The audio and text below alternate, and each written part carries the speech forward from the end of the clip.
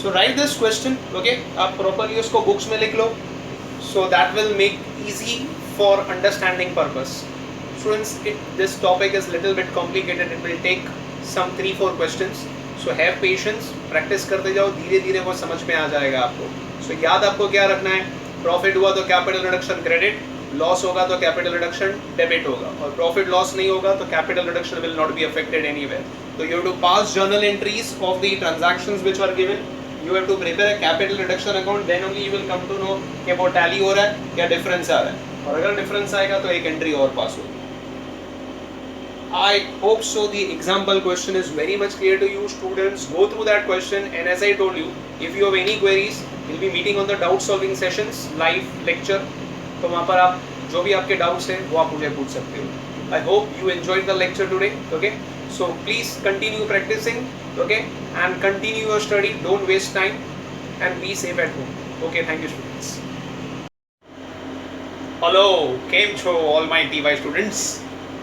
Students, hope so last lecture में जो मैंने थियरी आपको एक्सप्लेन किया था और एक क्वेश्चन जो मैंने किया था आपने वो गो थ्रू कर लिया अच्छी तरीके से, तो आपके बेसिक्स आई थिंक सो वो क्लियर है कि ये चैप्टर में इंटरनल रिकंस्ट्रक्शन में जहाँ पर भी प्रॉफिट लॉस होगा कैपिटल रिडक्शन अकाउंट इफेक्ट होगा, प्रॉफिट हुआ तो कैपिटल रिडक्शन क्रेडिट और लॉस हुआ तो कैपिटल रिडक्शन डेबिट होगा. तो ये चीज़ आप हमेशा याद रखो ये चैप्टर में. Any profit loss capital reduction will be affected, profit तो कैपिटल रिडक्शन क्रेडिट और लॉस हुआ तो capital reduction debit. Journal entry पास करनी है, पूछा जाए कि नहीं पूछा जाए, कैपिटल रिडक्शन अकाउंट बनाना है और बैलेंस शीट प्रिपेयर करना है. तो लास्ट टाइम मैंने आपको थ्योरी एक्सप्लेन किया था, एक प्रैक्टिस क्वेश्चन हमने किया था. आज हम 2 क्वेश्चन करेंगे जो मैंने आपको सेंड किया है, वो PDF फाइल जो मैंने आपको सेंड किया हुआ है, तो उसमें से 2 क्वेश्चन करेंगे आज, question number 1 and question number 3. Okay, आज खाली जर्नल एंट्री करेंगे क्योंकि जब तक जर्नल एंट्री स्ट्रॉन्ग नहीं होगी आगे हमें प्रॉब्लम होगा. तो पहले जर्नल एंट्री स्ट्रॉन्ग कर लेते हैं and slowly gradually will start the question with the balance sheet also. So वो PDF फाइल में से मैं पहला क्वेश्चन रीड करता हूँ आपके लिए, आप ध्यान दीजिए बराबर. हाँ, एक सजेशन है मेरा स्टूडेंट्स, जो मैंने PDF फाइल आपको भेजा हुआ है हो सके तो उस क्वेश्चन को आप आपके लैपटॉप कंप्यूटर पे ट्रांसफर कर दीजिए या किसी और एक मोबाइल पे ट्रांसफर कर दीजिए. So video you can view from your particular mobile, your personal mobile, और क्वेश्चन आपके सामने वो लैपटॉप कंप्यूटर या दूसरे मोबाइल पर होगा, तो जब दोनों साथ में रहेगा तो it makes easy for understanding. तो it will be good for you at the time of studies.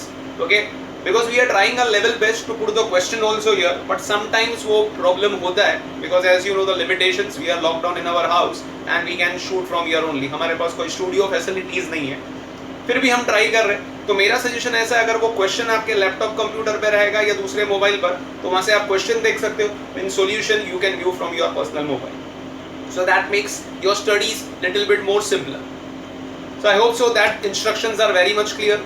So let us begin. I am reading the question number first of that sheet which I have given to you. So let's begin with the question students. Let's rock it. So I am reading the first question with you students. पहला question मैं read करता हूँ आपके लिए. Okay, मैं थोड़ा camera के सामने आपका क्वेश्चन फिर भी रखता हूँ, ट्राई कर रहा हूँ. ओके, ताकि आपको वो क्वेश्चन दिखे. Okay, I am reading the question. I hope so it is very much clear. Following is the balance sheet of Messrs Week Limited as on 31st March 2018. आपके पास एक बैलेंस शीट दिया हुआ है week limited का, एक कोई company का.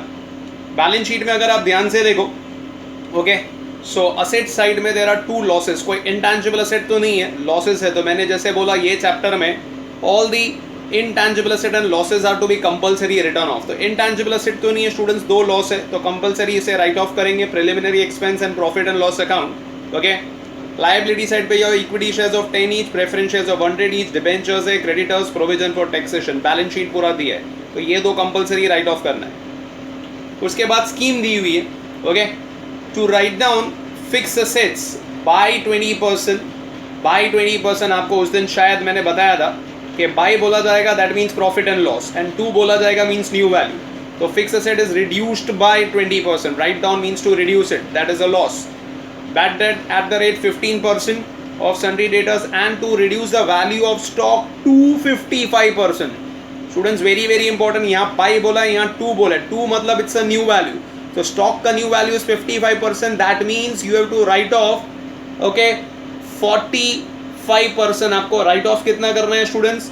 45%. New value is 55%, that means you have to write off 45%. हाँ स्टूडेंट्स, न्यू वैल्यू इज 55%. तो यहाँ पर अपनी वो एक जर्नल एंट्री हो जाएगी. Cumulative preference shareholders to forego the arrears of preference dividend. Okay तो जो भी प्रेफरेंस शेयर होल्डर थे उन्होंने अपना डिविडेंड फॉरगो किया, कैंसिल किया. अब इधर देखो लायबिलिटी साइड पे कहाँ पर भी डिविडेंड नहीं दिखाई दे रहा है. तो what do you mean by that? It's a contingent liability. Book value is 0. तो उसका बुक वैल्यू 0 है, that means no profit no loss on cancellation. Okay since book value is 0, recorded liability cancel होती तो profit होता था. So इसमें no entry, okay no effect for adjustment number B since book value is 0. C में बोला है directors to give a temporary loan of ₹5 lakh.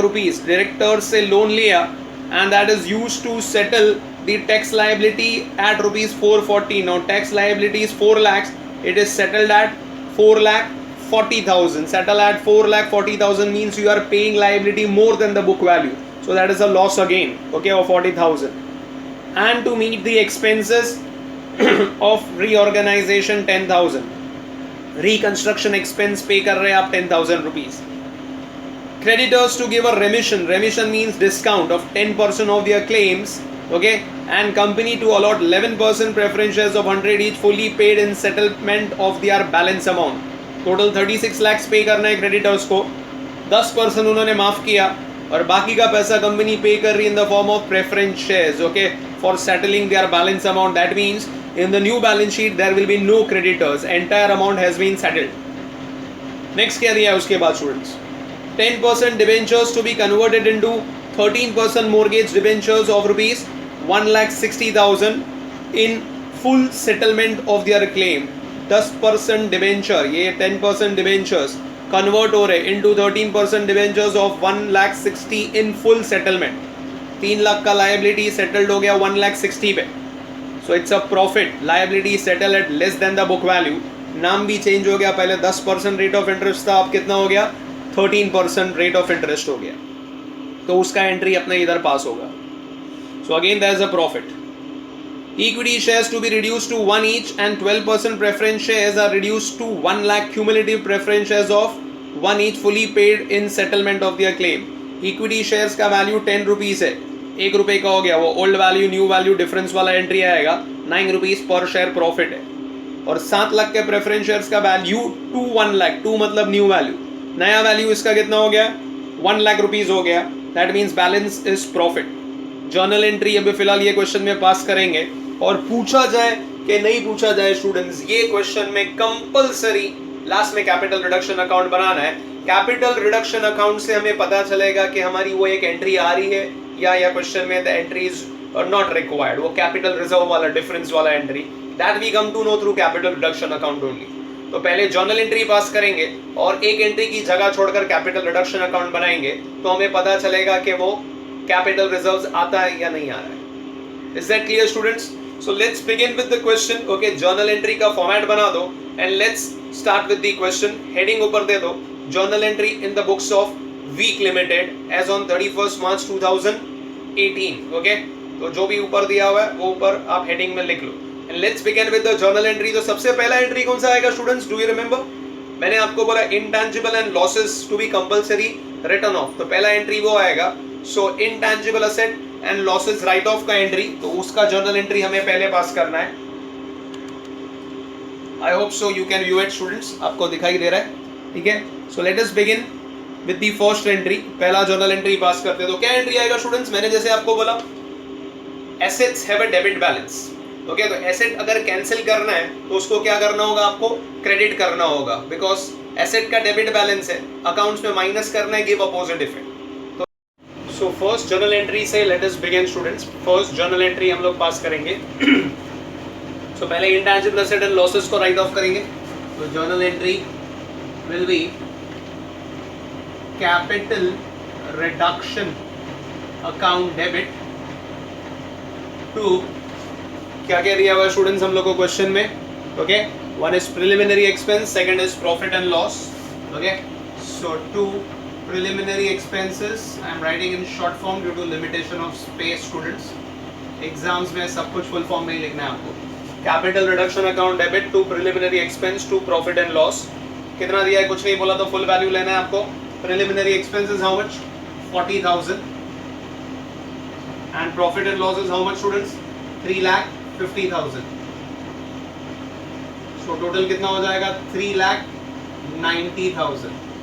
Okay, so journal entry is capital reduction account debit to preliminary expense to profit and loss, being losses written off. That will be the narration. Second, now one by one adjustment की entry हम लोग pass करेंगे students. तो adjustment में let us begin with the first adjustment. तो assets write off करना है. Fixed assets by 20%, bad debts okay 15% of sundry debtors, debtors में से 15% and stock 255%. तो मैंने जैसे आपको बताया 2 means new value, 55% उसका new value है तो हमें write off कितना करना है 45%. तो वापस से all our losses, so capital reduction will be debited. So our journal entry will be students capital short form में लिख रहा हूँ reduction account debit to fixed assets to stock to debtors. कोई भी ऑर्डर में लिख सकते हैं, ऐसे कोई प्रॉब्लम नहीं है. फिक्स एसेट्स का कितना परसेंट बोला हुआ है स्टूडेंट्स 20%. ऊपर बैलेंस शीट में देखो आपको फिक्स एसेट्स का वैल्यू दिया हुआ है, कितना दिया है 21 लाख. सो 21 लाख का कितना परसेंट लेना है आपको क्वेश्चन में बोला है 20%. तो you can calculate on your calculators. 21 lakhs का 10% is 2,10,000. 20% is double of that, that comes to 4,20,000. 4,20,000. 4,20,000. okay. Stock के बारे में बोला हुआ है new value is how much? New value is 55%. That means you have to write off by 45%. मैं इधर bracket में लिख लेता हूँ. फिक्स एसेट 20% से किया है, स्टॉक 45% लेना है. 55% तो न्यू वैल्यू है. सो स्टॉक 20 लाख है, 20 लाख का कैलकुलेट 45%. तो 20 लाख का 45% comes to 9 lakh. And debtors by 15% bad debt है. तो डेटर्स का वैल्यू कितना दिया है 15 लाख. 15 लाख का you have to calculate 15%, that comes to 2,25,000. Total कर ले स्टूडेंट्स इसका. Okay 4,20,000 plus 9 lakh plus 2,25,000. Total comes to 15,45,000. 15,45,000. So being reduction in value of assets transferred. Okay, that is the narration of this journal entry. I hope so समझ में आ रहा है. Same वैसे ही जाना है, बस चैप्टर में यही करना है, जर्नल एंट्री पास करनी है. लॉस तो capital reduction debit, profit capital reduction credit, बस यही दिमाग में रखना. फाइन. नेक्स्ट क्या एंट्री दी हुई स्टूडेंट्स? पहला एडजस्टमेंट हो गया. सेकंड की कोई एंट्री नहीं आएगी because as I told you it's a contingent liability. Book value is 0. Okay so वो कंटिंजेंट लायबिलिटी कैंसिल हो रही तो no effect, no profit, no loss. किधर भी ऊपर लायबिलिटी में डिविडेंड नहीं दिया हुआ है तो it's a book value is 0. No entry, no effect. सीधा नेक्स्ट पर चले जाए. Director to give a temporary loan. Loan मिला है डायरेक्टर से, पैसा आ रहा है, debit what comes in. Okay so journal entry क्या हो जाएगी स्टूडेंट्स हमारी? Cash bank account debit to director loan. Cash bank account debit to director loan. Students 5 lakh रुपए की लोन ली गई है, 5 lakh rupees. Cash bank account debit to directors loan. Okay being loan taken from the directors. Okay, being loan taken from the directors. Now this loan has been used to pay the tax liability and the reorganization expenses, reconstruction expenses. Okay, so पहले तो tax liability पे करनी है students. 4 lakh रुपया है liability book में, पे कितनी की जा रही है 4,40,000. that means you are paying liability more than the book value and that is a loss. Okay, so journal entry वापस से loss हुआ. so capital reduction account debit. okay, capital reduction account debit. provision for tax is a liability. पे करना है, cancel करना है. liability का credit balance होता है तो कैंसिल करना है तो गिव अपोजिट इफेक्ट, तो डेबिट करेंगे. Okay to cash bank. Okay so capital reduction account debit, provision for tax account debit to cash bank. Pay कितना किया 4,40,000. ओके 4 लाख की लायबिलिटी थी, तो लॉस कितने का हो गया? 40,000 रुपीज का लॉस हो गया स्टूडेंट्स। ओके सो जितना डेबिट उतना क्रेडिट। सो एंट्री कैसे हो जाएगी? आप ऐसे भी लिख सकते हो, provision for tax account debit, capital reduction account debit to cash bank, और वाइस वर्सा, कैसे भी आप लिख सकते हो, उसमें प्रॉब्लम नहीं, बट जितना डेबिट उतना क्रेडिट हमेशा होना चाहिए। सो 4,40,000 डेबिट, 4,40,000 क्रेडिट। ओके तो पहले वाले का नरेशन आई होप सो मैंने बोला था, being loan taken from directors, यहाँ पर आएगा being liability paid at more than the book value. Okay 5 lakh रुपया है, उसमें से स्टूडेंट्स कुछ पैसे रिकंस्ट्रक्शन एक्सपेंस पे करने में भी यूज हो रहे, दैट इज ऑल्सो लॉस। तो एंट्री क्या हो जाएगी? Again it's capital reduction account debit to cash bank. I think so the amount is 10,000 rupees, so it's capital reduction account debit to cash bank, capital reduction account debit to cash bank। कितना हो रहा है students? 10,000 rupees। being reconstruction expenses paid, narration is compulsory whenever the question in exam comes of journal entry, students mind you narration is compulsory unless until ऊपर question में बोला होगा narration not required, तो ही narration नहीं करना है, नहीं तो narration is compulsory। तो इतना entries I think so clear है। नेक्स्ट क्या दिया हुआ है? क्रेडिटर्स, एडजस्टमेंट डी पढ़ रहा हूँ, क्रेडिटर्स को पे करना है, they are giving us 10% discount and their balance amount is paid in the form of 11% preference shares of 100 each in full settlement of their balance। again creditor is a liability, cancel करना है तो क्या करूं? बोलो, debit करेंगे, ठीक है। So entry क्या हो जाएगी? क्रेडिटर्स अकाउंट डेबिट, अभी शॉर्ट फॉर्म चलेगा स्टूडेंट्स, एग्जाम में सब कुछ फुल फॉर्म में। क्रेडिटर्स अकाउंट डेबिट 10% वो माफ करके दे रहे हैं हमको, that is a profit for us, so it will be credited and the balance amount we are paying them in the form of 11% preference share capital। तो 11% preference share capital। Students, how much creditors is given in the balance sheet? 36 lakhs rupees दिया हुआ है students. तो creditors के सामने 36 lakhs। Okay कितना उन लोग ने हमको माफ किया बोला है क्वेश्चन में? 10%। They are giving us the remission discount 10%, 3,60,000 का, सॉरी 36 लाख का 10% इज 3,60,000, 3,60,000 and the balance we are paying them in the preference shares. तो 36 lakhs minus 3,60,000 that comes to 32,40,000। you can check on your calculators, 32,40,000। okay so that is how the creditors are settled। so being creditors settled as per the scheme, being creditors settled as per the scheme। okay so adjustment D तक हमारे सब adjustment हो गए। उसके बाद का next adjustment number E, 10% debentures converted to 13% debentures of rupees 1,60,000 in full settlement of their claim। 3 lakh रुपए के debentures सेटल हो रहे 1,60,000 पे, 1,60,000 पे, एंड दैट टू उनका नाम भी चेंज हो रहा है। 10% से कितना हो रहा है? 13%। लायबिलिटी फिर से कैंसिल करनी है तो डेबिट करेंगे। Okay so it's 10% debenture account debit, नाम चेंज हो रहा है, क्या हो रहा है उनका? To 13% debenture. ओके और बाकी का हमको प्रॉफिट हो रहा है तो to capital reduction. Okay 10% debenture account debit to 13% debenture to capital reduction. Okay 3 lakh रुपए के डिबेंचर्स होल्डर है स्टूडेंट्स। नया वैल्यू कितना हो गया उनका? 1,60,000, 1,60,000। Difference is how much? 3 lakh minus 1,60,000 that is 1,40,000। Narration क्या हो जाएगा? Being 10% debentures converted to 13% debentures at profit, being 10% debentures converted to 13% debenture at profit। I hope so यहाँ तक एकदम क्लियर है, right everyone? नेक्स्ट एडजस्टमेंट क्या दिया है? इक्विटी और प्रेफरेंस शेयर का वैल्यू रिड्यूस हुआ स्टूडेंट्स। इक्विटी ₹2 ईच पहले, तो अपनी कौन सी एंट्री आएगी? Old value new value difference वाला एंट्री आएगा। So equity share capital account debit, okay equity share capital account debit to equity share capital to capital reduction। So I always say old value, new value, difference, वो वाला entry इधर पास होता है.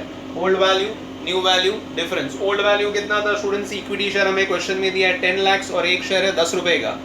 10 लाख, एक share है 10 रुपए का, तो 1 लाख शेयर्स हो गए. So 1 lakh into 10, okay, 1 lakh into 10 that is 10 lakhs. और अभी कितना हो गया? 1 lakh into 1 lakh rupees. Difference is 9 lakh rupees. Okay, so 10 lakhs था, अभी वैल्यू हो गया 1 lakh. Difference is 9 lakh. Profit of 9 lakh being profit on reduction in paid up, being profit on reduction in equity shares transfer to capital reduction account. I hope सो यहाँ तक इतना समझ में आया. Okay, now one more entry is remaining. okay, preference share का value reduce हुआ, उसका journal entry pass करते हैं.